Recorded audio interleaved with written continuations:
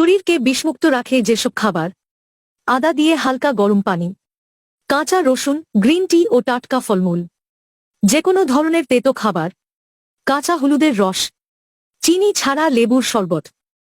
কিডনির ক্ষতি হতে পারে যে 7টি সবজি খেলে। এই সবজিগুলো শরীরে ইউরিক অ্যাসিডের পরিমাণ বাড়িয়ে দিতে পারে। তাই যাদের কিডনির সমস্যা আছে তারা এই সবজিগুলো কম খাবেন।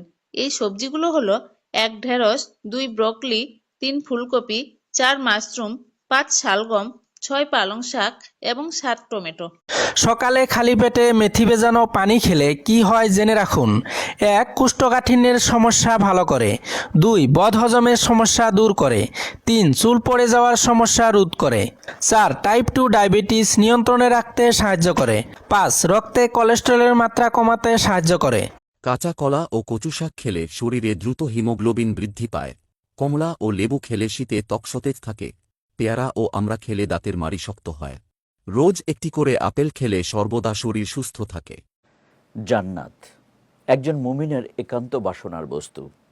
আল্লাহ তাআলা তার বিশ্বাসী ও অনুগত বান্দাদের চিরস্থায়ী জান্নাতের সুসংবাদ দিয়েছেন।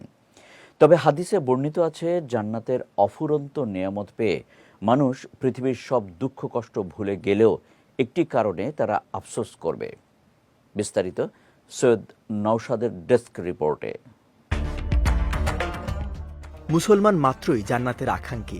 যারা মহান আল্লাহ ও তার রাসূলের দেখানো পথ অনুসরণ করেছে, আখিরাতে আল্লাহ তাদের জন্য পুরস্কার স্বরূপ জান্নাত রেখেছেন। আল্লাহ বলেন, এগুলো আল্লাহর নির্ধারিত সীমা। যে ব্যক্তি আল্লাহর ও তার রাসূলের আদেশ মতো চলে, তিনি তাকে জান্নাতসমূহে প্রবেশ করাবেন, যেগুলোর তলদেশ দিয়ে নদী প্রবাহিত হবে। তারা সেখানে চিরকাল থাকবে। এটা বিরাট সাফল্য। আল্লাহ বলেন, যখনই তাদেরকে জান্নাত থেকে কোনো ফল খেতে দেয়া হবে, তারা বলবে, এটাই তো পূর্বে আমাদের খেতে দেয়া হয়েছিল।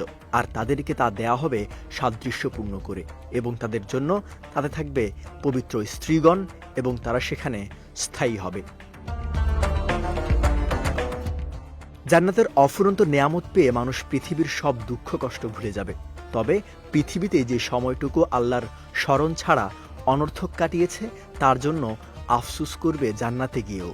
এ ব্যাপারে রাসূল সাল্লাল্লাহু আলাইহি ওয়াসাল্লাম বলেছেন, জান্নাতীদের জান্নাতে যাওয়ার পর দুনিয়ার কোনো জিনিসের জন্য আফসোস থাকবে না, শুধু ওই সময়ের জন্য আফসোস হবে যা আল্লাহর স্মরণ ব্যতীত অনর্থক কথা বা কাজে অতিবাহিত হয়েছে।